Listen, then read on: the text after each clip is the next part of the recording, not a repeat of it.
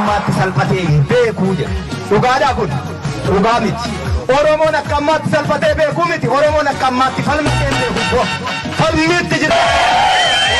Torbaniin hanqaaquuf deema. Nuti dhaloota didedha. Kan dinne nagaa miti. Roorroo.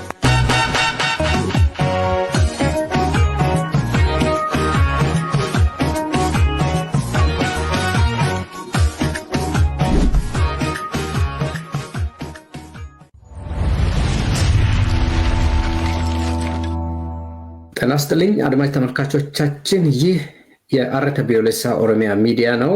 እይታችን ፕሮግራም ነው። በዛሬው ዕለት እየተከታተላችሁት የምትገኙት ዛሬ ትልቅ እንግዳ ጋብዘናል። እንግዳችን ጃልጣ አብዲ ነባር የኦሮሞ ነጻነት ትግል ጀማሪ፣ ያሁን ያለውን የኦሮሞ ትግል ለዚህ ያደረሱ ከጀማሪዎቹ በ1970ዎቹ መጀመሪያ ላይ ኦሮሞ ትግል ሲጀመር የጀመሩ ናቸውና ጃልጣ አብዲ እስካሁን በኦሮሞ ትግል ውስጥ ትልቅ ሮል እየተጫወቱ ያሉ፣ እስካሁን የአባወጎን ትግል እያቀጣጠሉ አልፎ ተርፎም በአንደኛው ዙር ይመስለኛል ዛንዚባር የተደረገው ከብልጽግና መንግስት ጋር የነበረውን ድርድር የተካፈሉ እንደነበሩ እርግጠኛ ነኝ ይመስለኛል፣ ካልተሳሳትኩኝ ያርሙኛል። ስለዚህ ጃልጣ አብዲ ዛሬ ውይይት ለማድረግ የብልጽግና ወቅታዊ ትኩሳቶች በሚል ለመወያየት ስለተገኙ በአድማጮች ስም በጣም አመሰግኖታለሁ። እንኳን ደህና መጡ። እንኳን ደህና ቆያችሁ። ስለጋበዛችሁኝ እኔም አመሰግናለሁ። ደህና። በኢትዮጵያ ኤምፓየር ሰፋ ብሎ በአፍሪካ ቀንድ ውጥረት የነገሰባት ሂደት እንደቀጠለ ነው። በተለይ በኢትዮጵያ አብይ አህመድ የተባለ ወንጀለኛ ስልጣን ከተቆናጠጠ ወዲህም የኢምፓየሪቱ የፖለቲካ ማህበራዊና ኢኮኖሚያዊ ችግሮች እየተባባሱና ሰውየውም ለመፍትሄ ራሱን ያላዘጋጀ መሆኑን ሁሉም የተረዳበት ሁኔታ ውስጥ እንገኛለን። ከዚህ የተነሳ ብልጽግና ተብዬው ፋሽስታዊ ቡድን በጭንቀት ላይ ይገኛል። በዛሬው ፕሮግራማችን ላይ ዋና ዋና የብልጽግና ጭንቀቶችን ያባባሱትን ወቅታዊ ትኩሳቶችን የምናይ ይሆናል። አብራችሁን ቆዩ። ደግሞም ግብዣችን ነው። ጃልጣ፣ ዋና ዋና የብልጽግና ወይም የአብይ አህመድ መንበር ስጋቶች እነማን ናቸው ብሎ መግለጽ ይቻላል? ያለው ሲስተም የብልጽግናና የመሪው የአብይ አህመድ ችግር በጣም ሰፊ ነው። እንግዲህ ሲጀመር ለውጥ በ2018 የመጣው በህዝቦች ትግል ነው። በተለይ በኦሮሞ ህዝብ ትግል ነው።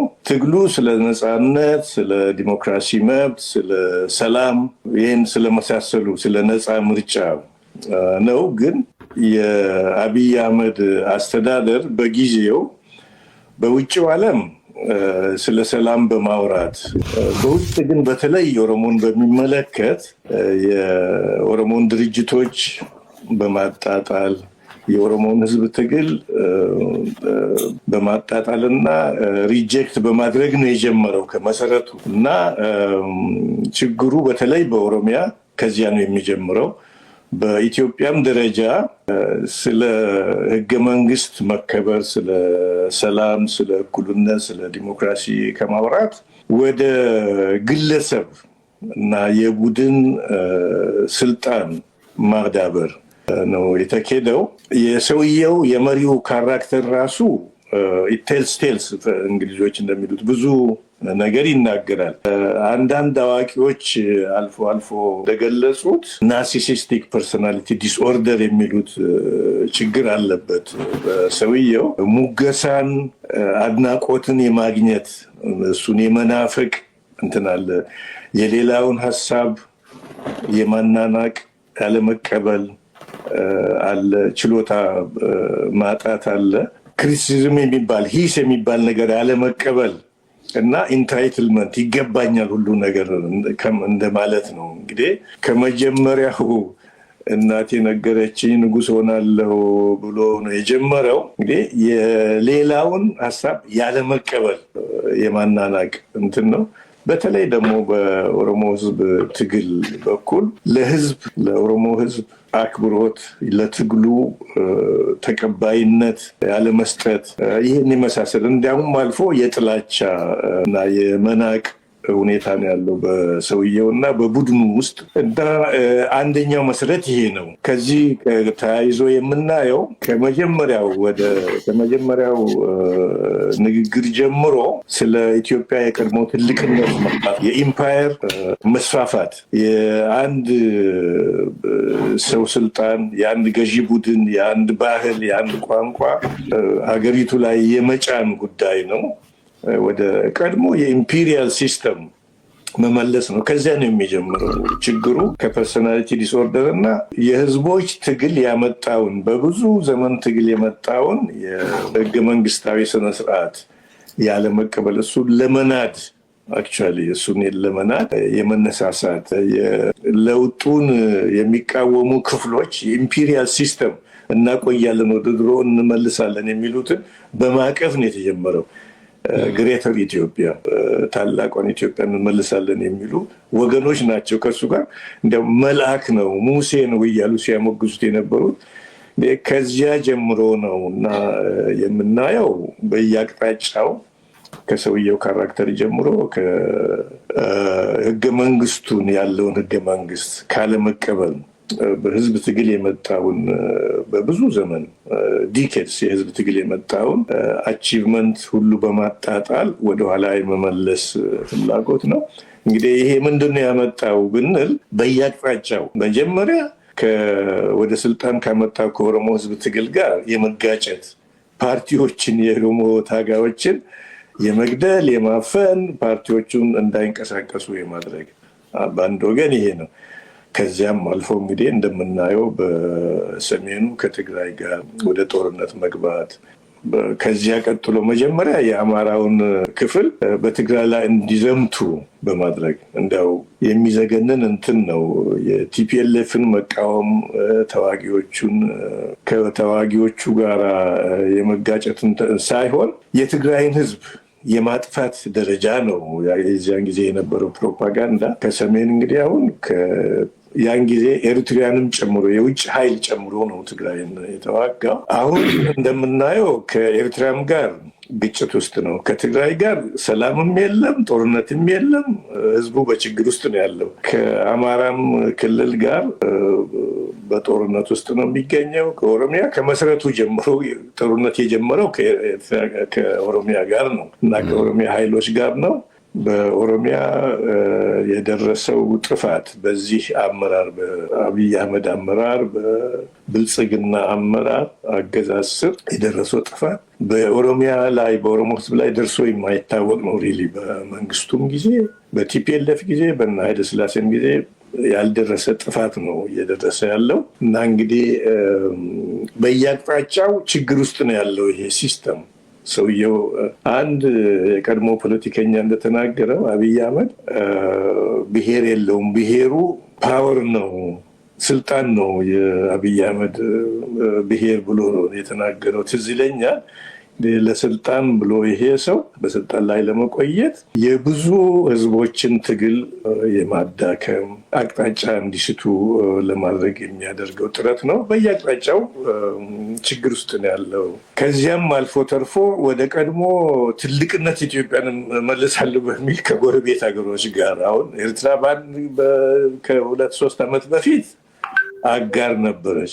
አሁን ጠላት ብለው ያወራሉ እና ትልልቅ ኦፊሰሮች፣ የሲስተሙ ትልልቅ መሪዎች ከ2-3 ዓመት በፊት ኤርትራ ወዳጃችን ናት፣ የኤርትራ ችግር የኛ ችግር፣ እነሱ ችግር የኛ ችግር እያሉ ሲናገሩ ቆይተው አሁን ደግሞ ኤርትራ ጠላት ናት ይላሉ እና ከጎረቤት ሁሉ ጋር ችግር ውስጥ ገብተዋል ማለት ነው። ከጅቡቲ፣ ከሶማሊያ እና በዲፕሎማቲኩም ዲፕሎማቲክ ዓለምም በጣም ትክክለኛ መስመር የራቁ ሆነው ነው የምናያቸው። እንግዲህ ችግራቸው በኢንተርናሽናል ደረጃ በኢኮኖሚው ዝቅጠት፣ ከህዝቦች ጋር በሀገር ውስጥ ባለው ሁኔታ ችግራቸው ከቀን ወደ ቀን እየተባባሰ ነው ያለውና ከዚህ ችግር ለመውጣት የሚያደርጉትም ጥረት በእውነት አይታይም። ችግሩን የማባባስ እንትን ነው በየጊዜው የሚታየው የሚናገሩት የሚሰሩት እንቅስቃሴያቸው ሁሉ ችግር የሚያባብስ እንጂ ችግሮችን የሚፈታ ሰላም የሚያመጣ በህዝቦች መካከል ሰላም እንዲኖር መግባባት እንዲኖር የሚያደርግ አይደለም። በጠቅላላ ኦሮሚያን ሀገሪቷን በሙሉ ኢትዮጵያንና አካባቢውን በማስቸገር ላይ ናቸው። ሰውየው በግሉ እና ፓርቲያቸው የችግር ምንጭ ብሎ መግለጽ ይቻላል ባጭሩ። በጣም አመሰግናለሁ ጃልታ፣ ብዙ ማብራሪያ ሰጥተውናል። ግን ለአብይ አህመድ መንበር ወይም የሱ ወንበር ስጋቶች ሆኖ ያገኛቸው እንዳብራሩልን የዚህ የትግራይ ኃይል መጀመሪያ የኦሮሞ ነጻነት ትግል አበው እየመራ ያለውን የኦሮሞ ነጻነት ትግልን አንዱ እንደ ስጋት ቆጥሮት እንዳለ፣ ሁለተኛ ዘመቻ የሚያደረገው ለማጥፋት ብዙ መስዋዕትነት የተደረገው ከኤርትራ መንግስት ጋር እና ሌሎችንም አስተባብሮ የውጭ መንግስታቶችንም አስተባብሮ ለማጥፋት ያደረገው ለስጋቱ አደጋ የነበረው ሌላኛው የህወሓት ኃይል ነው፣ የትግራይን ኃይል። ሌላኛው አሁን እንግዲህ በቅርቡም ደግሞ እያየን ያለ ነው ከኤርትራ ጋር ከአማራ ጋር እያደረጉ ያሉት እንደኚህ ስጋቶቹ ሆነው ተገኝተዋል። ስለዚህ ይሁ በአብይ አህመድ የሚመራው ወንጀለኛ ቡድን በኢምፓሪቱ ውስጥ ባሉ ኃይሎችም ሆነ በጎረቤት ሀገሮች መንግስታት ጭምር እንደ ጠላት የተፈረጀ ከሆነና ነገር ግን አገዛዙ ደግሞ በአንጻሩ ተመርጬ ነው እያስተዳድርኩ ያለሁትን እያለ እየደሰኮረ ባለበት ሁኔታ ውስጥ የብልጽግና ህዝባዊ መሰረት ወይንም መሰረት መከታማን ሊሆን ነው? ከዚህ ጋር በኦሮሞ ህዝብ ፊት ለፊት የኦሮሞ መንግስት ነኝ ብሎ ዳር ለማለት ይሞክራል። አንዳንድ ኦሮሞ ጠሎችም የኦሮሞ መንግስት የኦሮሞማ መንግስት ሲሉ ይደመጣሉ። ብልጽግና የማን መንግስት ነው? እነኚህ ሁለቱን እስቲ አብራሩልን። ብልጽግና ሲጀመር መሰረቱ ኦፒዲኦ ነው። ኦሂዴድ በአማርኛ ኦሂዴድ ነው መሰለኝ የሚሉት። እሱ ቲፒኤልኤፍ ኦሂዴድን ያደራጀው የኦሮሞን ህዝብ ትግል ለማፈን እነሱ በሚፈልጉት ቲፒኤልኤፍ በሚፈቅደው መንገድ ብቻ እንዲጓዝ የኦሮሞ ህዝብ ራሱ ባዘጋጀው ከዚያ ህዝብ መሀል ወጣ ኃይል እንዳይመራ ለማድረግ ነው። ለቲፒኤልኤፍ የበላይነት ለዝርፊያቸው እንዲያመች አድርገው ያዘጋጁት ድርጅት ነው። እዚያ ላይ ነው የተመሰረተው። ስሙ ብቻ ነው እንጂ ኦፒዲኦ ኦሂዴድ ሲባል የኦሮሞ ስም አለው እንጂ አስተሳሰቡ፣ አመራሩ የኦሮሞን ህዝብ ለማፈን ነው የተዘጋጀው። ኦሮሞ ያልሆነውን የቲፒኤልኤፍን ፍላጎት በኦሮሚያ ለማስፈጸም ነው። ተላላኪዎች ነን ብለው ራሳቸው ሲናገሩ ከዚያ የበለጠ ማስረጃ የለም። እና መሰረታቸው የኦሮሞን ህዝብ ለማገልገል ሳይሆን ለማፈን ነው ማለት ነው። ሌላ ኃይል ተላላኪ ናቸው ማለት ነው። መሰረታቸው ያ ነው። ስሙ ብቻ ኦሂዴድ የኦሮሞ ድርጅት ስለተባለ እርግጥ ስሙን ይዘዋል። አንዳንድ አገር ወዳድና የኦሮሞም በትግሉ የሚያምኑ ሰዎች በውስጡ የሉ ማለት አይደለም።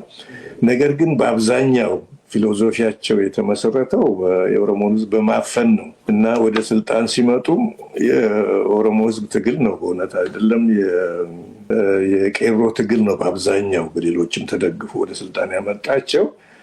ስማቸውን ብቻ አይቶ አንዳንድ ደህና ሰዎች በመካከላቸው እንዳሉ፣ ነፃነት ፍቅር ያላቸው፣ ዲሞክራሲ ያምናሉ፣ በህዝብ መብት ያምናሉ የተባሉ አንዳንድ ሰዎች በመካከላቸው ስለተገኙ ጥሩ ነገር የሚሰሩ መስሎ ህዝብ ተቀብሏቸው ነበር። ግን ውለው ሳያድሩ ነው በኦሮሞ ህዝብ ትግል ላይ ወንጀል መፈጸም የጀመሩት። ቄሮን መበተን፣ የኦሮሞ ድርጅቶችን ማፈን፣ ታጋዮችን መግደል፣ በየአካባቢ በማሰር በብዙ ሺህ የሚቆጠሩትን በማሰር እስከዛሬ ድረስ።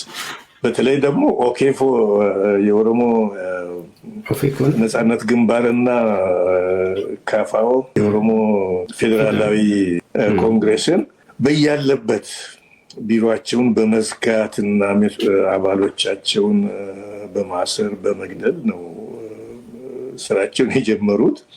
ያ እንደቀጠለ ነው። እልቂቱ በየአካባቢው ነው። ለምሳሌ የከረዩን አባገዳዎች የገደለ ስርዓት የኦሮሞ መንግስት ነው ብሎ ለመናገር በእውነት በጣም ይዘገንናል። የኦሮሞን የፖለቲካ ኃይሎች የትግል ኃይሎች እየገደሉ እያፈኑ ታሪኩን እያበላሹ የታሪክ እንደ ላይብራሪ ነው የአባገዳዎች መኖር።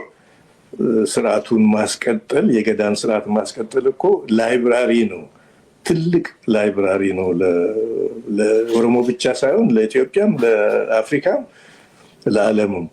እነሱን መግደል ማለት ከወንጀል የባሰ ወንጀል ነው እና ከፍተኛ ወንጀል ነው። እነዚህን ሰዎች አመራሮች የሚመሩትን መንግስት የኦሮሞ መንግስት ማለት እውነት አይደለም፣ ራሱ ወንጀል ነው ለማለት ይቻላል። ትክክል አይደለም እና የኦሮሞ መንግስት አይደሉም፣ የኢትዮጵያ መንግስት አይደሉም። የአብይና ፓርቲው የብልጽግና ፓርቲ መንግስት ነው። ይሄ መንግስት ከግለሰቦች የተሰራ ነው። አንደኛ ቁንጫቸው በድርጅትና በሀገር የማያምን ነው፣ የግለሰብ መንግስት ነው። ያ ሰው አንድ ፖለቲከኛ አለ እንዳልኩት ብሔሩ አገሩ ለፓርቲው መሪ ስልጣን ነው እና የሚፈልገው ደግሞ አንድ መሪ፣ አንድ የሀገር መሪ እሱ ነው። ፓርቲ የእሱን ፍላጎት የሚያስፈጽም ነው የብልጽግና ፓርቲ። አገሪቱ ደግሞ በትግል በመጣው ህገ መንግስታዊ ስርዓት ሳይሆን፣ ምክንያቱም ይሄ ስርዓት ስለ ህዝቦች መብት፣ ስለ ራስ እድል መወሰን፣ ስለ ዲሞክራሲያዊ መብት፣ ስለ ግለሰብና የጋራ መብት ይደነግጋል። እሱን የማይቀበል ስርዓት ነው ያመጡት እና አንድ የበላይ ገዢ፣ አንድ ቋንቋ፣ አንድ እምነት፣ ያ ኃይለስላሴን ጊዜ ስርዓት ለመመለስ ነው። ኦልድ ኢምፔሪያል ሲስተም እንዲመለስ የማድረግ ነው። የስርዓቱ ቁንጮ፣ የፓርቲው ቁንጮ አብይና ተከታዮቹ ያንን ስርዓት ለመመለስ የቀድሞውን ስርዓት ለመመለስ የሚሰሩ በመሆኑ ኢትዮጵያን ህዝቦች ትግል፣ የኦሮሞን ህዝብ ትግል ውጤት የሚያናንቁ ለማኮላሸት የሚሞክሩ ስለሆኑ የኦሮሞ መንግስት ናቸው ለማለት በእውነት ያሳፍራል። የኢትዮጵያ መንግስት አይደሉም እና የኢትዮጵያ መንግስት እንሆናለን ካሉ ህገ መንግስቱን ማክበር ነው የሚጠበቅባቸው። ወንድሜ እንዳነሳኸው በሰላም ንግግር የይምሰል ሰላም ንግግር ነበረ ከኦሮሞ ነጻነት ግንባር ኦሮሞ ነጻነት ሰራዊት ጋር የጀመሩት ውይይት በታንዛኒያ የተደረገው የመጀመሪያው ስብሰባ ላይ ተገኝቻለሁ። ተወካዮቻቸው የአብይ አህመድና የፓርቲው ተወካዮች ህገ መንግስቱ እንዲከበር ቃል መግባት አልቻሉም። ህገ መንግስቱን እናከብራለን ማለት እንኳን አፍ ሞልተው አልቻሉም። ምክንያቱም አያምኑበትም። ህገ መንግስት መከበር ማለት የግለሰብና የወል ነጻነት እንዲከበር ማድረግ ነው። ምርጫ በትክክል እንዲካሄድ የሚያደርግ ነው። የህግ የበላይነት ይከበር ወደ ማለት የሚወስድ ነው እና በህገ መንግስቱ የማያምኑ ህገ መንግስቱን የማይቀበል ቡድን ኦሮሚያ መንግስት ነው ብሎ መናገር በእውነት በጣም ስህተት ነው። እርግጥ በጥቅማጥቅም የተገዙ ሰዎች ከኦሮሞም ከሌላም ህብረተሰብ በውስጡ አሉ። እነሱ የትኛው ይበዛል? ኦሮሞ ነው የሚበዛ ወይስ ከሌሎች ብሔሮች ብሔረሰቦች የሚለውን ለጊዜው ብንተው፣ ከየብሔረሰቡ አሉበት። ኦሮሞዎችም የዚህ የስርዓት የስልጣን ተካፋይ የዝርፊያው አባል የሆኑ ሊኖሩ ይችላሉ። የሚጠቀሙ ግን የኦሮሞ መንግስት ነው ብሎ መናገር በእውነት ተቀባይነት የለውም። አሳፋሪ ነገር ነው። ያ እውነት ነው። ጃልጠጣ ጥሩ ነገር ነው የነገሩን ሲያብራሩልም የነበረው በጣም እናመሰግናለን። ነገር ግን ምንድነው ያየነው ነገር? እነሱ በሄዱ የኦሮሞን ህዝብ ስብሰባ ሰብስበው በሚያናግሩበት ሰዓት ይሄ መንግስታችሁ ነው፣ ይህ የኦሮሞ መንግስት ነው የሚል ጠጋጠጋ የማለት ልክ እየገደሉት እያሰሩት እያፈኑት ከየትኛውም ክልል በአሁኑ ሰዓት ኢትዮጵያ ውስጥ ካሉት ክልሎች ከየትኛውም ክልል በላይ በአሁኑ ሰዓት ብዙ ሰራዊት ያለበት ብዙ አፋኝ የእሱ መዋቅር ያለበት ትልቁ ያለው ኦሮሚያ ውስጥ ነው። ለምሳሌ ጋቸነ ሲርና የሚባል ሰራዊት አለ፣ ሚሊሻ አለ፣ መከላከያ ራሱ አለ፣ ፌዴራል ፖሊስ አለ። እንደገና ደግሞ ኮሬ ነገኛ የሚባል አፋኝ ይሄ ገዳይ ስኳድ ያለበት ይሄ ሁሉ ያለው ኦሮሚያ ውስጥ ነው። ነገር ግን የኦሮሞ ህዝብ ጠላት የሆኑት ደግሞ በአብዛኞቹ ይህንን መንግስት የኦሮሞማ መንግስት ነው ይላሉ። ይህንን እያደረገ ይህንን መቀበል የማይፈልጉ የኦሮሞማ መንግስት ነው ኮንስቲቴንሲውም ኦሮሞ ነው የሚሉ አሉ። እውነት ይሄ አሁን ሰው ከነገሩን የኦሮሞ ህዝብ የብልጽግና ወይም የዚህ የአብይ አህመድ አገዛዝ ኮንስቲቴንሲው አይደለም፣ ህዝባዊ መሰረቱም አይደለም። ይሄ ብቸኛ ህዝባዊ ምናልባት የሱ መሰረቱ ያው ፓርቲው ብቻ ነው፣ በግሉ ነው፣ ማንም ሰው እዛ ውስጥ የገባው ነው የሚል እንደሆነ ነው የተረዳሁትና ይሄ መንግስት ያለው የኢትዮጵያ መንግስት የኦሮሞ መንግስት የኦሮሞማ መንግስት ነው የሚሉት ኦሮሞማ ህዝብ ነው የኦሮሞነት መንግስት ነው የሚል የራሱ ትርጉም እንዳለውም ያሳያል። ይህንንም እግረ መንገዶን ክሊር አድርገው ያልፋሉ ብዬ ተስፋ አደርጋለሁ። ሌላኛው አብይ መራሹ ብልጽግና ከዚህ ጭንቁ ለመውጣት ወይንም የተኩስ ግለት አስክቶት ምን እያደረገ ነው? እያደረገ ያለውስ ሙከራ ከተኩሳቱ ያስታግስለታል ወይ? ምክንያቱም አሁን ያለው ጭንቀት በዚህ በዛ ያለው ጭንቀት በኦሮሚያ፣ በትግራይ፣ በአማራ አልፎ ተርፎም ከኤርትራ ያለው ጭንቀቱ ይሄኛውን ነገር ሊገላግለው ይችላል ወይ? እንዴትስ ሊገላግል ይችላል? ከዚህ ሁለት ነጥብ መመልከት ብንችል ስለ የኦሮሞ ህዝብ ጥያቄ ምን ነበረ፣ ትግሉ ምን አቺቭ ለማድረግ ነው የሚለውን በአጭሩ ብናነሳ ለብዙ ጥያቄዎች መልስ ይሆናል። የኦሮሞ ህዝብ ትግል አንደኛ ስለ መጀመሪያ በኢምፓየሪቱ ውስጥ ስሙን እንኳ የተገፈፈ ህዝብ ነው። ከሀገሪቱ ህዝቦች 1/3 እስከ ግማሽ የሚደርስ ሆኖ በስሙ መጠራት እንኳ የጀመረው በኢትዮጵያ ውስጥ በሰፕቴምበር 1974 በ1974 የኃይለ ሥላሴ መንግስት መውደቂያ ላይ ነው ደርግ ወደ ስልጣን ሲመጣ እና የኦሮሞ ህዝብ ፍላጎት ከስሙ ጀምሮ ከቤዚክ የሆኑ መብቶቹ ባህሉ፣ ቋንቋው፣ በንብረቱ፣ በመሬቱ ሪሶርሱ የመጠቀም ሁሉንም ነው የተነፈገው። ማንነቱን የተነፈገው ቋንቋው እንዲጠፋ ነው የተወሰነበት እና የኦሮሞ ህዝብ ትግል አንደኛ የኦሮሞን ህዝብ ለማስመለስ መሰረታዊ የሰው ልጅ መብት እንዲከበርለት የፖለቲካ የባህል ሁለመናው እንዲከበርለት ነው እና ከሱ ቀጥሎ የጎረቤቶች የሌሎች ህዝቦች መብት እንዲከበር ነው። የኦሮሞ ህዝብ መብት ብቻ ሳይሆን የሌሎችንም ህዝቦች መብት እንዲከበሩ ከመጀመሪያው ከኦኤልኤፍ ከመቋቋሙ በፊት ጀምሮ ነው የኦሮሞ ታጋዮች ሲከራከሩ የነበሩት እና ያንን ከተገነዘብን የኦሮሞ መንግስት በሚመጣበት ጊዜ ስለ እኩልነት ነው፣ ስለ ዲሞክራሲ መብት ነው። እሱን ነው የሚያረጋግጠው። ለምሳሌ የኦሮሞ መንግስት የሚካፈልበት መንግስት እኩልነትን፣ የህገ መንግስትን የበላይነት፣ የህዝቦችን እኩልነት፣ የዲሞክራሲ መብቶችን ነው የሚያረጋግጠው እና ያንን የማያደርግ የኦሮሞ መንግስት ሊሆን አይችልም። ምክንያቱም ፍላጎቱ የኦሮሞ ትግል የተቋቋመበት ስለ ህግ የበላይነት ነው፣ ስለ ነፃነት ነው፣ ስለ ግለሰብ መብት ነው፣ ስለ ህዝቦች መብት ነው እና ስለ ነፃነት ነው፣ ስለ ነፃ ምርጫ ነው። ህዝቦች ራሳቸው በወከሉት በመረጡት ተወካዮቻቸው እንዲመሩ ለማስቻል ነው። ይሄ እስከዛሬ በኢትዮጵያ ውስጥ አልተደረገም። ትግሉ ቀጥሏል እና እንግዲህ ይህን ስርዓት ያላመጣ ስርዓት የኦሮሞ መንግስት ነው ሊባል በፍጹም አይቻልም። በማወናበድ የኦሮሞን ስም ይዞ በማወናበድ ደግሞ ምንም መፍትሄ ለማምጣት አይቻልም። እና አብይ አህመድና ፓርቲው ልዩ ልዩ ሁኔታዎችን በመፍጠር በኦሮሞ ህዝብ ስም ለመነገድ ሊሞክሩ ይችላሉ። እና ወንድሜ እንዳነሳኸው አንደኛ ኃይላቸው በሙሉ ያተኮረው ኦሮሚያ ላይ ነው። ከመከላከያው፣ ከሚሊሺያው፣ ከኮሬ ነገኛ ሌላ ስርዓት ነው እሱም።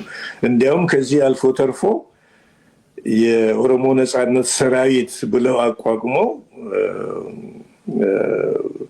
ህዝብ ሲዘርፉ ነበረ። መጥፎ ነገር እየሰሩ የኦሮሞ ነጻነት ሰራዊት ነው ይህን የፈጸመው ሲያሰኙ ነበር። እነሱ ራሳቸው አዘጋጅተው አሁንም እያደረጉ ነው ያሉት፣ ወደፊትም ሊቀጥሉ ይችላሉ። ምንም ቢያደርጉ ግን ቆይቶ መጋለጣቸው አይቀርም እና ከአሁን ቀደም ያደረጉት ሁሉ ተጋልጦ የኦሮሞ ነጻነት ሰራዊትና እነሱ ያቋቋሙት የወንጀል ቡድኖች ተጋልጠዋል እና ምንም ቢያደርጉ ይህን ያለውን ያጋጠማቸውን ችግር ለማስወገድ የሚያስችላቸው መፍትሄ ሊያመጡ አልቻሉም። አሁንም ወደ ትክክለኛ መንገድ ለመመለስ ፍላጎትም ያላቸው አይመስልም እና ሲያደርጉ የምናየው ሁኔታዎችን የሚያባብስ እንጂ ችግራቸውን የሚያሽር ትኩሳት የሚቀንስላቸው እርምጃ ሲወስዱ አይታይም። በኢኮኖሚው ዘርፍ የምናየው ነው። የዋጋ መወደድ፣ የኑሮ ችግር እየተባባሰ ነው ከቀን ወደ ቀን እየሄደ ያለው።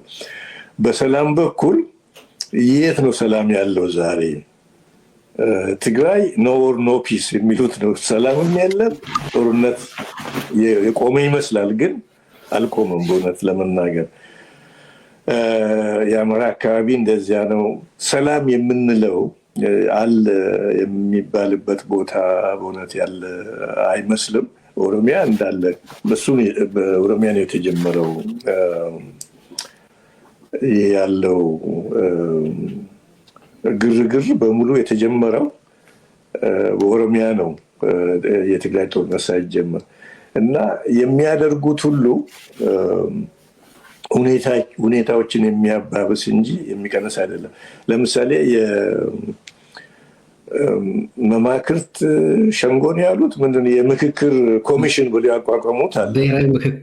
ብሔራዊ ምክክር ብለው ምክክሩ እርስ በርሳቸው ሆነ የብልጽግና ፓርቲና ተከታዮቻቸው ምክር ነው እንጂ አንዳንድ አዛውንቶችን ሰብስበው ሊከራከሯቸው የማይችሉትን ሰዎች ሰብስበው እሱ ደግሞ ለውጭ ግንኙነት ነው እንጂ ሀገር ውስጥ ተጋልጠዋል። ማንም የሚቀበላቸው አልነበረም እና ያ ምክክር ብሔራዊ የምክክር ኮሚሽን ያሉት አመት ጨምረውለታል። በሱም ሊቀጥሉ ይችላሉ። ሌላ ነገር ይዘው ብቅ ሊሉ ይችላሉ። አሁን ደግሞ የኦሮሞ ፓርቲዎችን ሰብስበን አማከርን ብለው በትዕዛዝ በመንግስት በጀት በመከላከያ በጀት ስብሰባዎችን እያደረጉ ከመንደር ሽማግሌዎችን እየሰበሰቡ ሲንቀሳቀሱ እናያለን። ቻቸውንና አንዳንድ ሽማግሌዎች ምክንያቱም ያለው መንግስት እንዲህ ያለ ቦታ ይፈልጋቸዋል ሲሏቸው ሊቀሩ የማይችሉ ፍርሃትም ያላቸው ሰዎች አሉ። በመሰረቱ መመካከር እንደሚያስፈልግ ሁላችንም እናምናለን። በኦሮሞ ታጋዮች መካከል መመካከር፣ ስለ ዛሬው ችግር ማስወገጃ መንገዶች መመካከር ያስፈልጋል። ስለ ነገው ከብልጽግና ፓርቲ በኋላም ስለሚመጣው ስርዓት መነጋገር አስፈላጊ ነው። ከሌሎችም ኃይሎች ተመሳሳይ ያገባናል የሚሉ ተመሳሳይ ዓላማ ያላቸው በዲሞክራሲ የሚያምኑ በእኩልነት ከሚያምኑ በህገ መንግስት ስርዓት ከሚያምኑ ኃይሎች ጋር መመካከር ያስፈልጋል። ያ ምክክር እየተካሄደ ነው ከነሱ ውጪ እና ያንን ለማጨናገፍ ነው አክቹዋሊ ሰዎች ሰብስበው ተመካክረዋል የሚሉት። አንደኛ በእስር ቤት ያሉ ሰዎችን አማከርን ማለት የማስኬድ ነው። ሪሊ የኦፌኮና የኦሮሞ ነጻነት ግንባር በእስር ቤት እንዳሉ ነው የሚታዩት። አባሎቻቸው በየቦታው እየተገደሉ እየታሰሩ ቢሮቸው ተዘግተው ምንም መንቀሳቀስ በማይችሉበት ሁኔታ ምክር አደረግን ስለ ህዝብ፣ ስለ ወደፊት፣ ስለ ዛሬው ችግር መፍትሄ ተነጋገሩ ማለት የማያስኬድ ነው በፍጹም። እና ችግራቸውን የሚፈታላቸው አይደለም። ችግራቸው እንዲፈታ ከፈለጉ ያሉትን ኃይሎች አንደኛ ከተጋፈጡት ኃይሎች ጋር ዳይሬክትሊ መነጋገር ያስፈልጋቸዋል። ለምሳሌ በኦሮሚያ የኦሮሞ ነጻነት ሰራዊትን ተወካዮች ሳያነጋግሩ ከነሱ ጋር ሳይግባቡ የት እንዲደርሱ አይችሉም። ማንም ስለነሱ ደግሞ ሊናገር አይችልም። እና አብይ አህመድ እና የብልጽግና ፓርቲ ወይንም በእስር ያሉ ፖለቲከኞች ስለ ኦሮሞ ነጻነት ሰራዊት ሊነጋገሩ፣ ሊግባቡ፣ ቃል ሊሰጡ በፍጹም የማይቻል ጉዳይ ነው። አይሞከርም። እና ይህንን ደግሞ እንዲህ ያለ እርምጃ በመውሰድ ትግሉን ለማጨናገፍ በፍጹም አይችሉም። እና የሚያደርጉትና የሚወስዱት እርምጃ ሁሉ ሁኔታዎችን የሚያባብስ እንጂ ችግራቸውን የሚያስወግድላቸው አይደለም። እና እንግዲህ እንደሚታወቀው የሚቀጥለው የምርጫ ጊዜያቸው ምርጫ እነሱ የሚሉት ራሳቸውን ለማስመረጥ እየተዘጋጁ ነው። በቲፒኤልኤፍ እንዳየነው፣ በደርግ ጊዜም እንዳየነው በኢትዮጵያ ኤምፓየር ውስጥ ምርጫ ሲባል የኃይለ ሥላሴ ጊዜ እንዲያውም ትንሽ ሻል ያለ ነው። የአብይ ምርጫ እና የነሱ አለቆች የቲፒኤልኤፍ ምርጫ ምንድን ነው? አንደኛ በስልጣን ላይ ያለው ፓርቲ መራጮችን ይመዘግባል። እሱ የሚፈልጋቸውን ይመዘግባል፣ እጩዎችን ይመዘግባል፣ ራሱ ይመድባል፣ ይመዘግባል። ባሎት ቦክስ ያድላል። ባሎት ድምፅ መስጫ ወረቀቶችን የሚያድል እሱ ነው።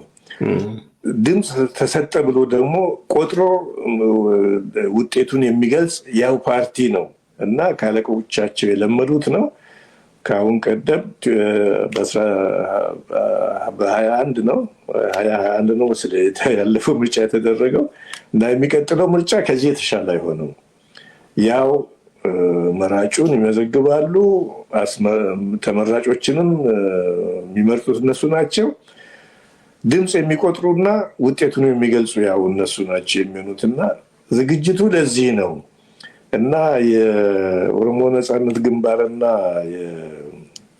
የኦፌኮን ለዚህ መሳሪያ ለማድረግ ተካፍለዋል፣ ረድተውኛል፣ ሀሳቡን ተቀብለዋል ለማሰኘት ነው። እና ድርጅቶቹም ለራሳቸውም ሲሉ ለነበሩበትም ትግል ሲሉ የሚያሟሙቁላቸው ሆኖ አይታየኝም በበኩሌ። እና ችግራቸው ይቀጥላል። አብይና የብልጽግና ፓርቲ ችግር በዚህ አይፈታም ብዬ ነው የማስበው። በጣም አመሰግናለሁ ጃልጣ። በጣም የሚገርመው ኦፊሲ እና የኦሮሞ ነጻነት ግንባርን ለ4 ቀን ውይይት አድርገዋል ምናምን ተብሎ መንግስት በዛ ውስጥ እንዳልተሳተፈ ሀሳባቸውን እንዳቀረቡ እና እንደገና ደግሞ የኦሮሚያ የተለያዩ ፖይንቶችን አቅርቧል። ነጻነት ሰራዊት ደግሞ የኦሮሚያ ሰራዊት እንደሚሆን ዳር ድንበሩን እንደሚጠብቅ አድርገው የተናገሩት ነገር አለ። ይሄ ለዚህ ጉዳይ ብቸኛው መጠየቅም መወሰንም የሚችለው የኦሮሞ ነጻነት ግንባር የኦሮሞ ነጻነት ሰራዊት ወይም አባው ራሱ ነው የሚወስነው። ምክንያቱም ራሱን የቻለ የራሱ አመራር ያለው የራሱ ፕሮግራምና ዓላማ ያለው ስለሆነ ኦፊሲ ወይም ግንባር እነኚህ ሁለቱ የኦሮሞ ነጻነት ሰራዊትን መወሰን አይችሉም። የራሱ አመራር ያለውና በራሱ ጉዳይ ሊነጋገረው የሚችል ሊያናግረው የሚችል አካል ይፈልጋል። የሌለበት የኦሮሞ ነጻነት ግንባር የኦሮሞ ነጻነት ሰራዊት በሌለበት እነሱ ሌሎቹ መወሰን እንደማይችሉ የማጭበርበሪያ እና የፖለቲካ ማጭበርበር ነው እየሰሩ ያሉት ብልጽግናም። ለዚህም ደግሞ ኦፌኮና ኦኤልኤፍ በዚህ ጉዳይ ይታለላሉ ወይም በእነሱ ወጥመድ ውስጥ ገብተው በእነሱ ወጪ ይህንን ስብሰባዎችን ሲያደርጉ እንደነበሩ ግልጽ ነው። ምክንያቱም እነሱ ፋሲሊቴት ባያደርጉላቸው፣ መንግስት ይህን ነገር ፋሲሊቴት ባያደርግ፣ ሆቴል ባይዝላቸው፣ ባይፈቅድላቸው አያደርጉም። እስከዛሬ በየትኛውም ቦታ ስብሰባ አድርገው አያውቁም፣ አይፈቅዱላቸውም። ቢሮቻቸውን ዘግተዋል። የሚፈልጉት አባላቶቻቸውን አስረዋል፣ የሚፈልጉትን ገለዋል። እንዳይንቀሳቀሱ እጅግራቸውን አስረው ልክ እስር ቤት የቁም እስረኛ አስደርጓቸዋል። እንደነ ጃል ዳውድን ለምሳሌ ዳውድ ኢብሳን ለብዙ ጊዜ የቤት እስረኛ አድርጓቸው የቁም እስረኛ አድርገው እንደነበሩ ይታወቃል።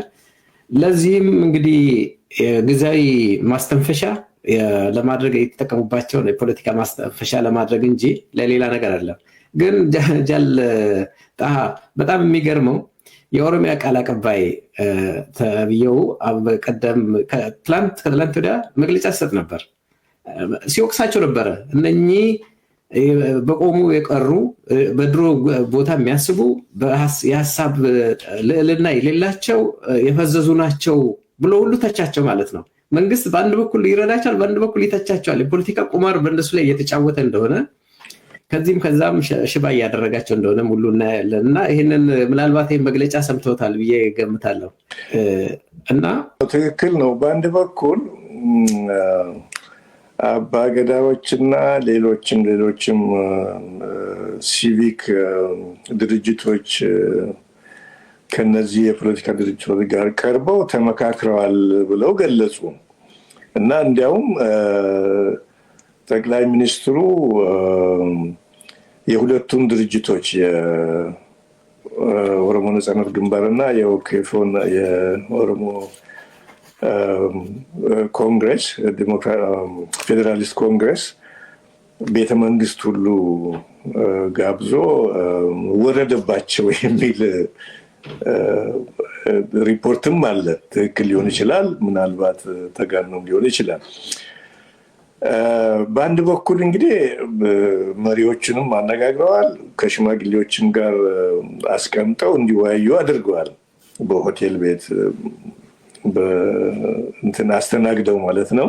እና በሌላ በኩል ደግሞ የኦሮሚያ አድሚኒስትሬሽን ያው የብልጽግና ተወካዮች ናቸው እንግዲህ እነሱ ደግሞ እነዚህን ድርጅቶች ይዘልፋሉ።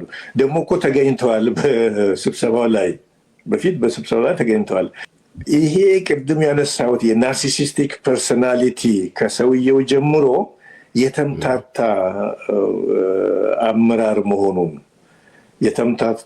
የተምታታ አስተሳሰብ የተደናበረ አመራር መሆኑን የሚያሳይ ቁልጭ አድርጎ የሚያሳይ መስታወት ነው ይሄ ራሱ። እና ከዚህ የበለጠ ምንም እንትን ማቅረብ አይቻልም ማስረጃ። በአንድ በኩል አስተናግዶ ጋብዞ እንትን መንከባከብ እና በእነሱ ስም የሆነ መግለጫ እንዲሰጡ ማድረግ፣ ቤተ መንግስት ጠርቶ የኦሮሚያ አድሚኒስትሬሽን ደግሞ እነዚህን ሰዎች ፓርቲዎቹን ሽማግሌዎቹን አይደለም እነሱ ፓርቲዎቹን የዘለፉት። እና እንግዲህ እነዚህ ፓርቲዎች በእውነት አይደለም የተቋቋሙበት ዓላማ አላቸው። ለጊዜው እንኳ መንቀሳቀስ ባይችሉ ስፒሪታቸው የታጋይ ስፒሪት ነው።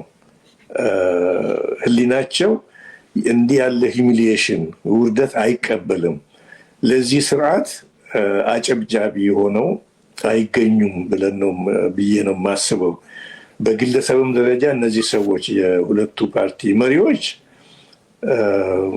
ባለፈውም ስርዓት በዚህም ስርዓት ውስጥ ሀሳባቸውን በግልጽ የሚናገሩ ስለ ህዝብ መብት ስለ ፕሪንሲፕል የሆነ አቋም ያላቸው ሰዎች ናቸው።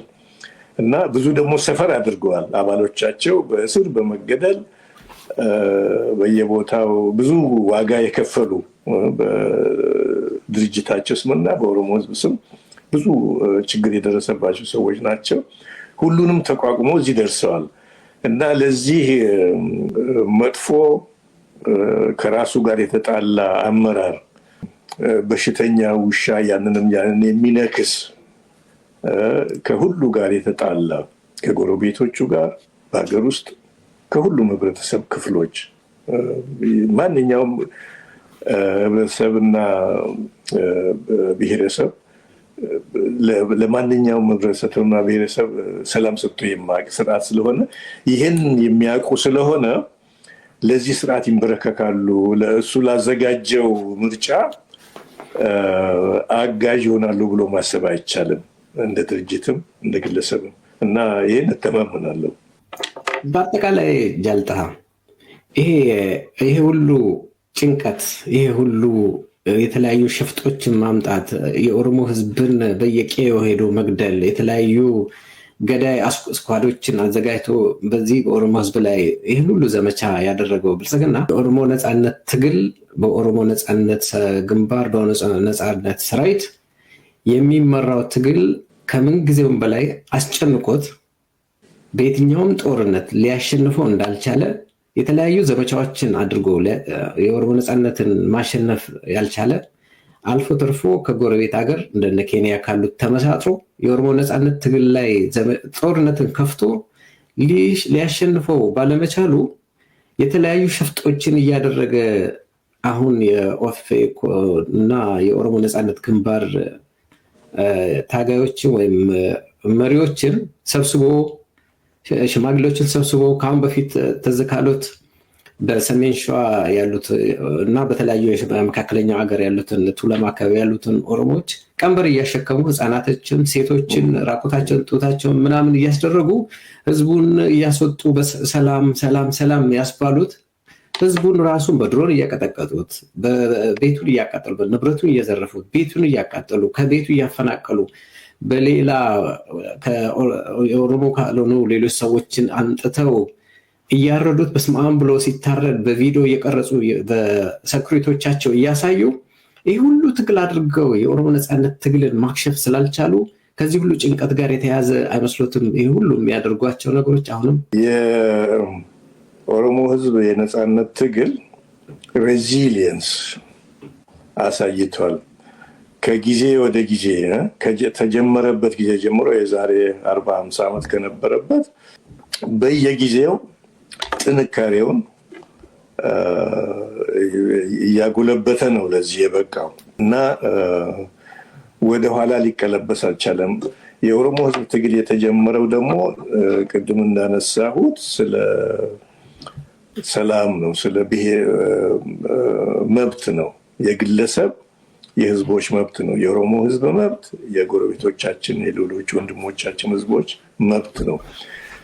ያ እስኪረጋገጥ ድረስ ይሄ ትግል ይቀጥላል፣ በፍጹም የሚቋረጥ አይደለም እና በየጊዜው እያደገ የመጣ ነው።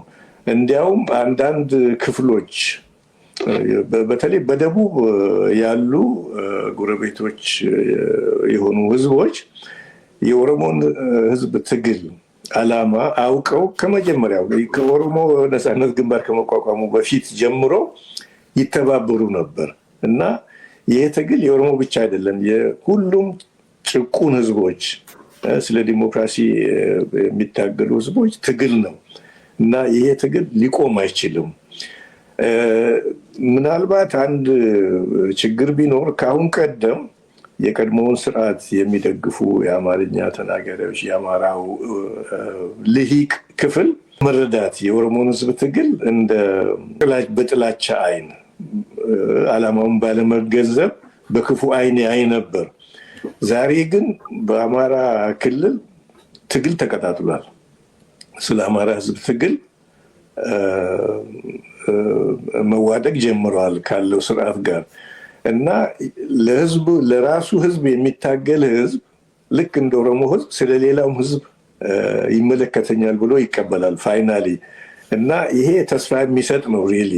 እና የቀድሞ ግን የአማራ ልሂቅ ነን የሚሉት አብይን አንዴ መልአክ ነው አንዴ ሙሴ ነው ሲሉ የትግራይ ህዝብ ይጥፋ ብለው ለዘመቻ ሲጋበዙ እንዲያውም የዘመቱም አሉ እና እነሱ ቀርተው ዛሬ የአማራ ህዝብ የነጻነት ትግል የተቀጣጠለ ይመስለኛል በአማራ ክልል እና እነዚህ አንደኛ ትግሉ ያስተምራቸዋል። የሌላውንም ትግል ሊረዱ ይችላሉ ከራሳቸው ኤክስፒሪየንስ ተነስተው እና አንዳንድ ጭምጭምታ እንደምንሰማው ራሳቸው አሁን ካሉበት ሁኔታ የሌላውን በመገንዘብ የኦሮሞን ነጻነት ሰራዊት የነጻነት ታጋይ ነው ቀድሞ ሸኔ እያሉ ነበር የሚጠሩት። ቀድሞ በሌላ ስም ነበር፣ ለመረዳት አይፈልጉም ነበር። በተለይ ኢሊቱ አሁን ይለወጣል ብሎ ማሰብ አይቻልም። ከፍተኛ የአንድነት ኃይሎች ነን የሚሉ ከፍተኛው የአማራ ኢሊት አይለወጥም ብዬ አስባለሁ። እሱ ጊዜ ያልፎበታል እና ኢምፓየሩ እንዲመለስ ወደ ቀድሞ እንዲመለስ የሚያስቡ ስለሆነ እነሱ እንትናቸው ታስሯል፣ ወደኋላ ነው ያሉት እና አዲሶቹ ታጋዮች ስለ መብት፣ ስለ ዲሞክራሲ፣ ስለ እኩልነት ሊያስቡ ይችላሉ። ከነሱ ጋር መግባባት የሚቻል ይመስለኛል። እንግዲህ የኦሮሞ ህዝብ ትግል መሰረቱ ነጻነት ነው። ያ ነጻነት እስኪረጋገጥ፣ የህግ የበላይነት እስኪረጋገጥ፣ እኩልነት እስኪረጋገጥ ይቀጥላል እና እዚህ ኃይል ጋር ከኦሮሞ ነጻነት ታጋዮች ጋር መደራደር እንጂ እነሱን መቃወም አያዋጣም። ለማንኛቸውም የኢትዮጵያ ስርዓት አያዋጣም። እንዲያው በነገራችን ላይ የኢምፓየሩ ስርዓት እኮ ኤርትራን 30 ዓመት ከዚያም የበለጠ ተዋግቶ ተሸነፈ እና በእውነት አይደለም ማስገንዘብ የምፈልገው ባገኘሁት አጋጣሚ በ1991 የመጣው የስርዓት ለውጥ የኢምፓየሩ የመሸነፍ የኢምፓየሩ ህዝቦች ራሳቸውን አስተዳድረው በአካባቢያቸው የጋራ ደግሞ እድላቸውን አብሮ ለመወሰን የተግባቡበት ሁኔታ ነው የተፈጠረው። 1991 ደርግ እንደወደቀ ማለት ነው እና ያ ስርዓት መጠናከር አለበት። ዛሬ ያለው ህገ መንግስት በ1991 የተጀመረ ነው። በሽግግር ጊዜ ስርዓት ላይ የተመሰረተ ነው እና ሌሎች የደቡብ ህዝቦች በሙሉ ተቀብለዋል። ከኦጋዴን ሶማሌ ጀምረ የደቡብ ህዝቦች በሙሉ ተቀብለዋል። ትግራይ ተቀብሎ ስራ ላይ አላዋለውም እንጂ ያንን ስርዓት ይቀበላል። የመልቲናሽናል ፌዴሬሽን ህብረተሰባ ማነው የብዙ ብሔሮች ፌዴራል ሲስተም ቀብለዋል የትግራይ ኃይሎች እና በአማራው ክፍል ነው የቀረው። እነሱ ያ የኦሮሞ ትግል የተጀመረበትን ዓላማ ከተቀበሉ የህዝቦችን እኩልነት፣ የህዝቦችን ነፃነት፣ የግለሰብ መብት ከተቀበሉ ለመቀራረብ አብሮ ለመታገል የሚረዳ ሁኔታ ነው እና እነሱንም ማበረታታት ያስፈልጋል ብዬ ነው በዚህ አጋጣሚ ሳይፈለግኩት።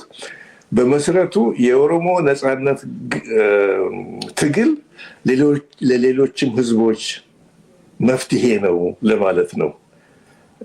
ምክንያቱም የራስን እድል መወሰን ከሌሎች ህዝቦች ጋር በሰላም በእኩልነት የህግ የበላይነት ተጠብቆ አብሮ መኖርም የሚፈቅድ ነው እና ያ ዓላማ ለሁሉም ህዝቦች ለትግራይም፣ ለአማራም፣ ለሁሉም የሚጠቅም ስለሆነ ወደዚያ እንዲመጡ ሁሉንም መጋበዝ፣ ጥሪ ማድረግ ያስፈልጋል። የኦሮሞን ነፃነት ትግል ደግሞ እናሸንፋለን ብሎ ማሰብ አይቻልም። ሊያስቡ ይችላሉ፣ ግን ይወድቃሉ እና እንደምናሸንፍ ትግሉ የህግ የበላይነት የእኩልነት ትግሉ እንደሚያሸንፍ ምንም ጥርጥር የለኝም በበኩሌ እና ትግሉ ለቀጠለውም ለዚሁ ነው። በጣም እናመሰግናለን። አድማጭ ተመልካቾቻችን በመከታተል ላይ የምትገኙት የአርትቢ ወለሳ ኦሮሚያ የእይታችን ፕሮግራማችን ነው። የዕለቱ ከኔ ጋር ያሉት እንግዳዬ ጃልጥ ሀብዲ የኦነግ መስራችና እንደውም አመራር የነበሩ እስካሁንም በኦሮሞ ነፃነት ትግል ውስጥ ትልቅ ቦታ ያላቸው አባትና አንጋፋ መሪያችን ናቸው። ፕሮግራማችን እንደቀጠለ ነው። አድማጮቻችንም ፕሮግራሙን ሼር አድርጋችሁ ለሌሎችም እንዲዳረስ አድርጉ። በመቀጠል እውነት ነው የኦሮሞ ነፃነት ትግል እርስዎ ከጀመሩበት ጊዜ አሁን ላይ የደረሰው እርስዎ ትልቅ ምስክር ነው። ምክንያቱም ሲጀመር ስንት ሰዎች ጀመሩ፣ ምን ያህል ሰው ጀምሮት ዛሬ ያደረሰ፣ ዛሬ ሙሉ ኦሮሚያን ያዳረሰ ትግል፣ ሙሉ ኦሮሚያ ውስጥ በአሁኑ ሰዓት ሁሉ ታጥቆ ለትግሉ ለዓላማ ለነፃነቱ እየታገለ ያለበት ያለውን መንግስት ጎሮሮ ለጎሮሮ ተናንቆ ጭንቀት ውስጥ የከተተው ለራሱ ጭንቀት መውጫ መግቢያውን ለምሳሌ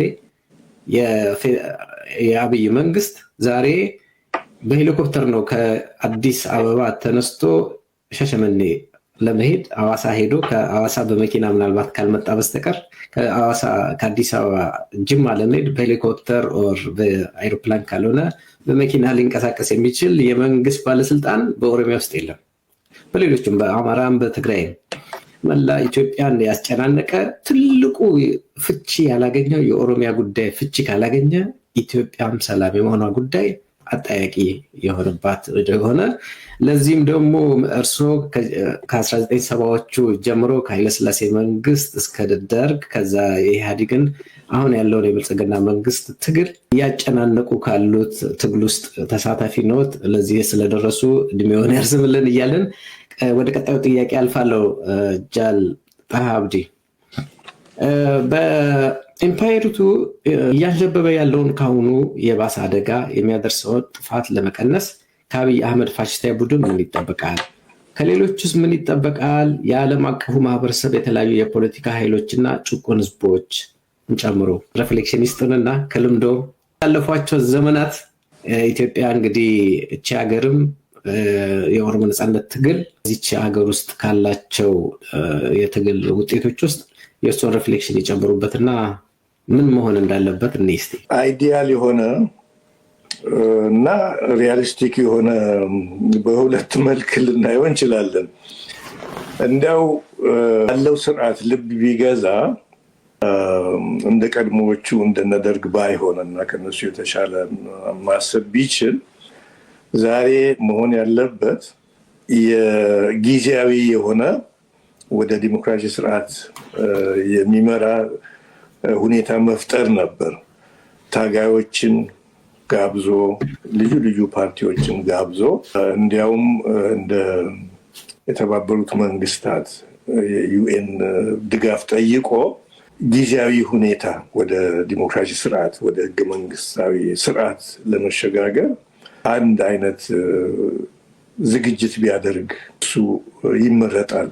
አንደኛ ሰላም እንዲወርድ እንዲቆም፣ ያንን ለማድረግ ደግሞ መመካከር ያስፈልጋል። ያሉትን ኃይሎች በትግል ላይ ያሉትን ኃይሎች በተለይ የኦሮሞ ነፃነት ግንባር፣ የኦሮሞ ነፃነት ሰራዊትን እና የመሳሰሉትን ኃይሎች ጋብዞ መመካከር፣ ሰፊ የሆነ ምክር እና በዩናይትድ ኔሽንስ የተባበሩት መንግስታት ጭምር የሚሳተፍበት፣ ምክንያቱም የህግ የበላይነት መረጋገጥ አለበት። ወደ ህገ መንግስታዊ ስርዓት መመለስ ያስፈልጋል። ምርጫ ህዝቦች የሚወክላቸውን እንዲመርጡ ለማስቻል በሰላማዊ መንገድ በሰላማዊ ውድድር ምርጫ እንዲካሄድ ለማድረግ ሰፊ ዝግጅት ያስፈልጋል። ሀገር ውስጥ ያሉ ኃይሎች፣ በትግል ላይ ያሉ፣ በፖለቲካ ትግል ያሉት ጋብዞ ከውጭም ድጋፍ ጠይቆ ይሄ ቢደረግ በእውነቱ እሱን የሚመረጠው እና እንዲህ ያለ ችግር ያሳለፉ ሀገሮች ለምሳሌ አንጎላ ይመስለኛል አንድ ጊዜ ምርጫ ራሱ በዩናይትድ ኔሽንስ በተባበሩት መንግስታት እንዲካሄድ አድርገዋል። ዓመተ ምህረቱን አላስታውሰውም አሁን። እና ሆደ ሰፊ ሆነው የዚህን አይነት መንገድ ቢከተሉ ጥሩ ነው።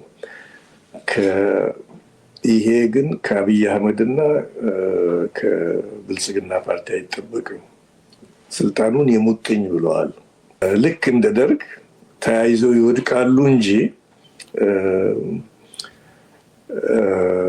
አስተሳሰባቸውን ለውጠው በሆደ ሰፊነት እንዲህ ያለ እርምጃ ይወስዳሉ ብሎ ማሰብ አስቸጋሪ ነው። ቢሆን ግን ጥሩ ነበር።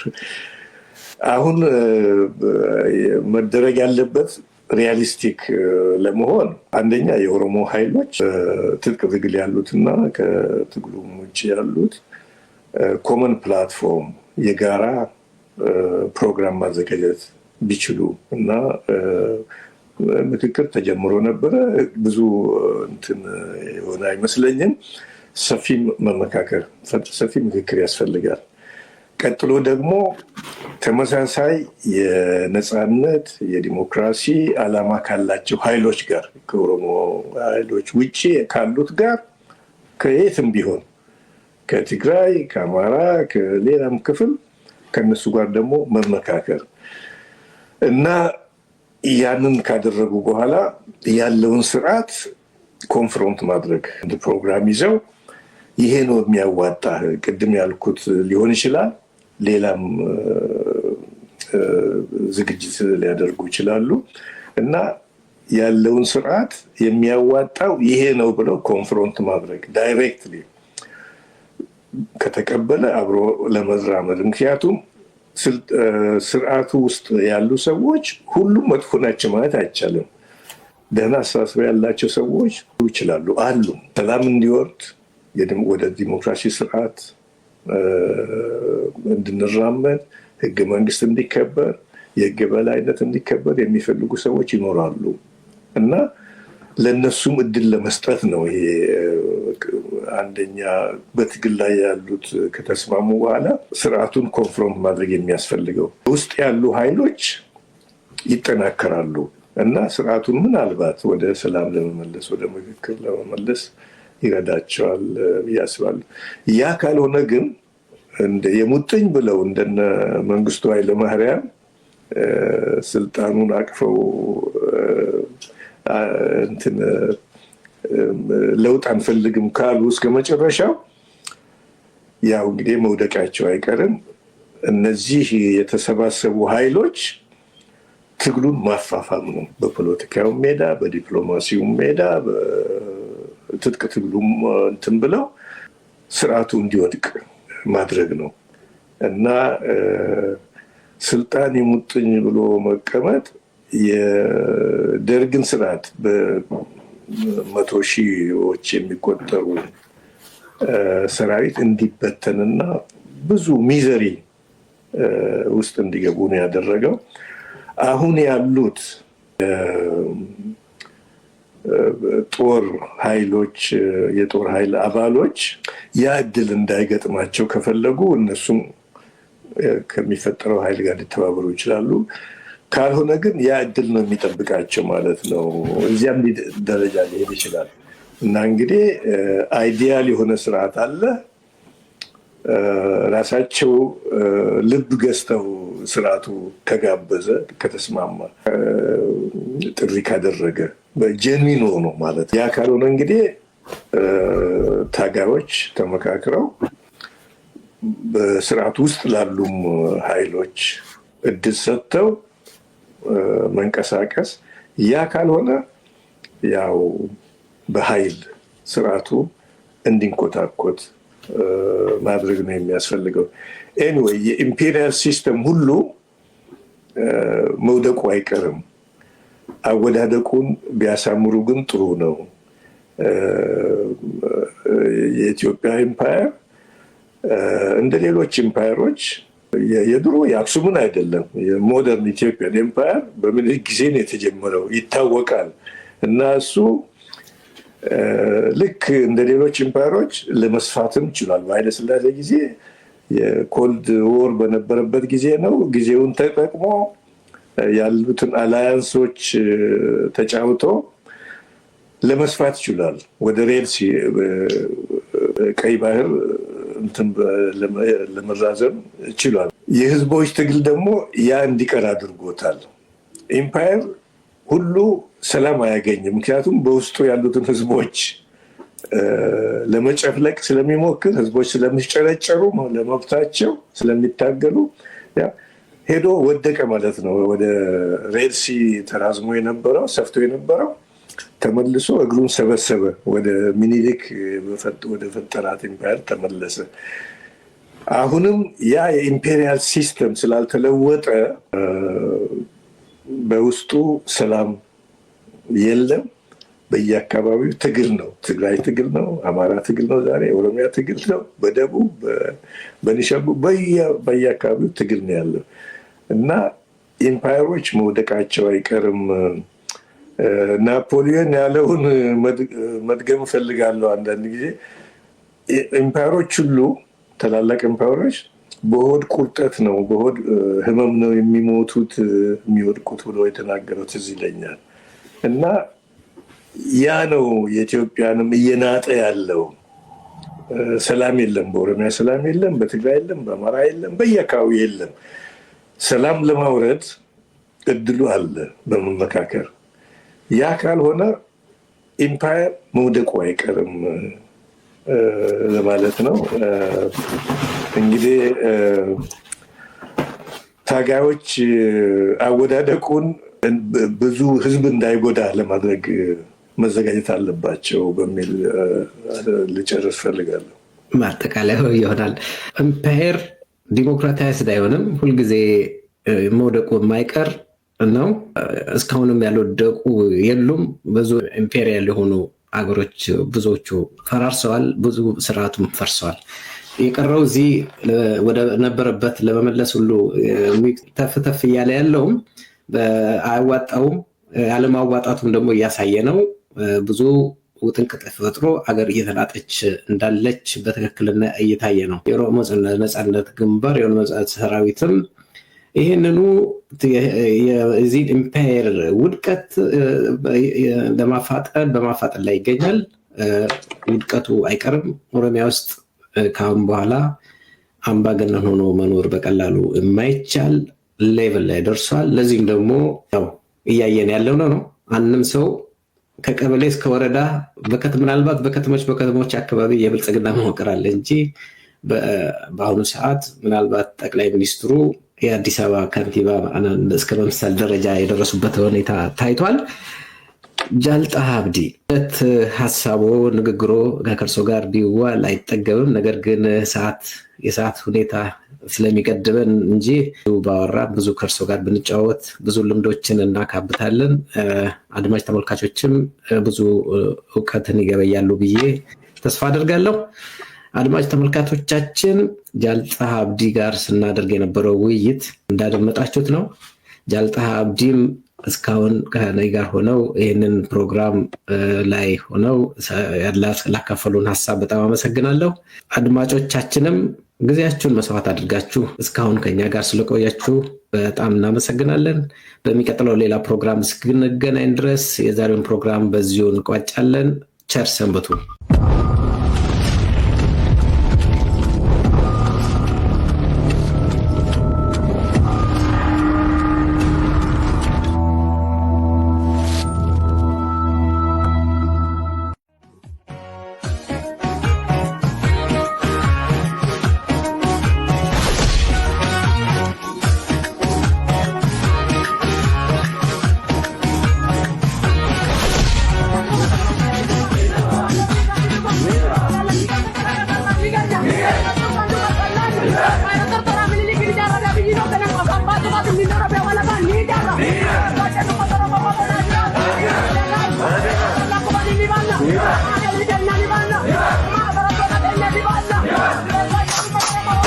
Oromoon akka ammaatti salphatee beekuu jedha. Dhugaadhaa kun dhugaa miti. Oromoon akka ammaatti salphatee beekuu miti. Oromoon akka ammaatti falmatee beeku. Falmiitti jira. Torbaniin hanqaaquuf deema. Nuti dhaloota didedha. Kan dinne nagaa miti. Roorroo.